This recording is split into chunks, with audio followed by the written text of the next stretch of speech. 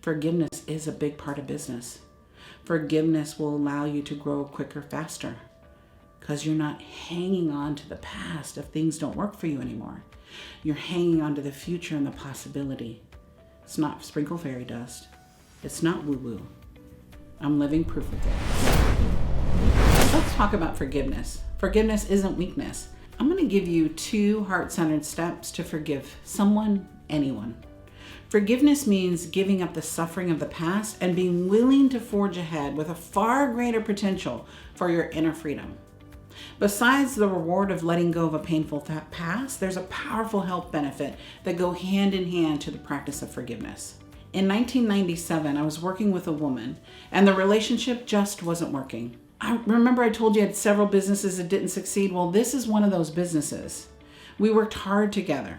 I had trained her on all my systems. I'd given her all my tools. I was trying to be the perfect partner, but it just didn't work out. We separated ways and we both continued doing what we were doing. And what I found out is she was teaching all my systems that I had taught her. She was using everything that I spent a career developing. To say I was angry, that's an understatement. And that was years ago.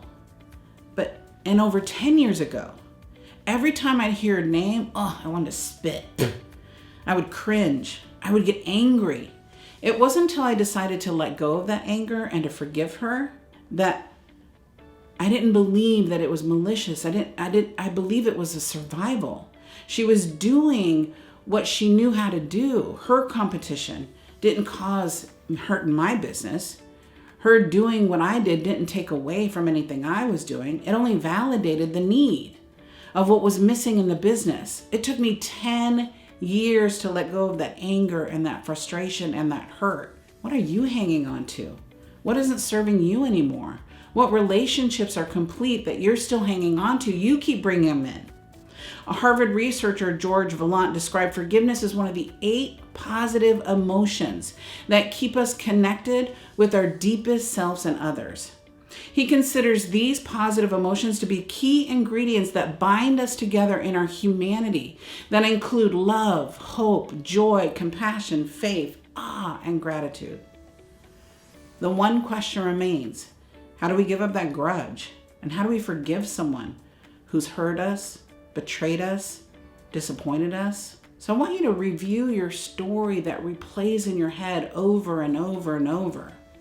And I want you to re-engineer that story so you can see yourself in a more empowered way. I was being a victim.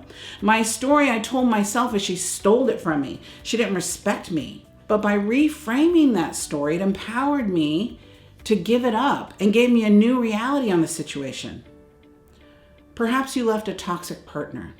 You had the fortitude to give up a bad relationship, but you were indeed the survivor and the hero of your own story. Look at the strength that you developed as a result of that situation.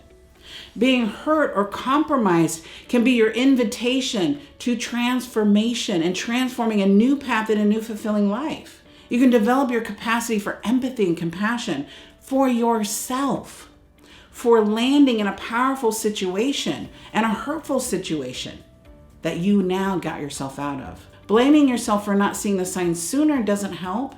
It only slows down the process of making change. I want you to create a new association with an old story of neglect or abuse that you used to think. Forgiveness doesn't mean we're condoning the behavior. It really doesn't. I don't condone her behavior. I don't agree with the behavior. It was what was. How I interpret that and what happened to me is where the power lies, so that I feel good, that I can let go of the resentment.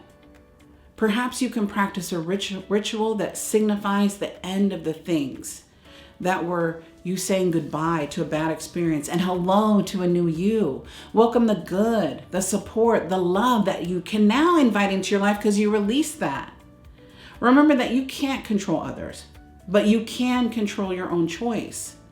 As you continue to reshape your story, becoming the hero of your own story, developing empathy and compassion for the abuser, and celebrating your strengths, you will undoubtedly notice a shift in your own consciousness. Your feelings of anger and sadness are likely to quiet down. Your self-esteem blossom as your relationships grow. I know it's hard.